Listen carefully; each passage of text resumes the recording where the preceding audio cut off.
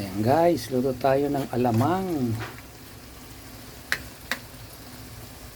Yummy yummy. Ito guys yung mga taba ng baboy. Pagka medyo malutong-lutong na yan, saka natin ito ilalagay. Yan. Ito, ang linagay ko dito guys, ano lang, luya saka bawang. Kasi pag medyo linagyan mo ng maraming sibuyas, madaling mapanis. Yan guys. Hintayin natin siyang medyo pumula-pula na siya. Alamang na may halong taba ng baboy.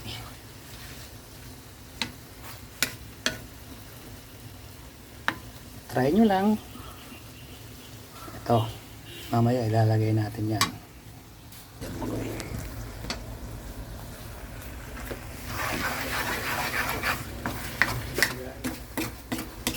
Yan. Malapit na yan. Yum yum yum na. Alamang na may taba ng baboy. Sabi nila ito daw yung pangpasarap eh. Para lumabas yung tunay na lasa. Ito yung taba ng baboy. Ihahalo natin yan. Saka yung mantika niya, yun ang pinanggisa natin. Ayan o. Ayan guys. Ayan. Lapit na siya. Lapit na natin ilagay. Ayan guys. Okay na siya. Medyo iba na ang kulay. Saka na natin ito ilalagay. Ayan.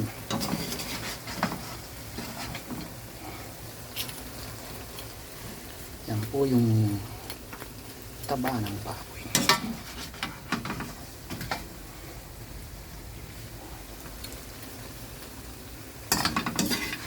Ayaw kasi hindi lang maanghang, kaya di natin siya binagyan ng sili.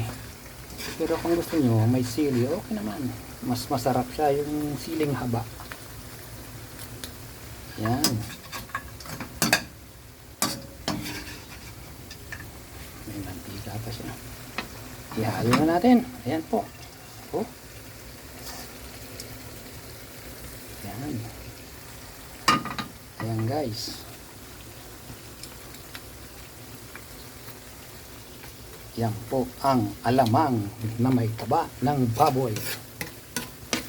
Pag may sili to, yun ang Bicol Express. Maganonoy. Yan guys, tingnan nyo. Hintayin natin siyang medyo matuyo-tuyo. Pumula-pula ng konti. Okay na to. Kanin na lang.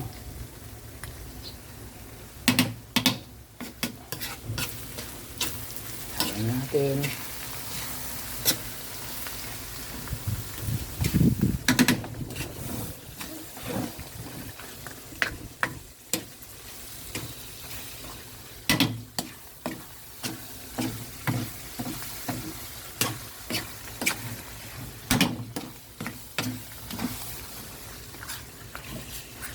bisingin natin yung lasa. Yan.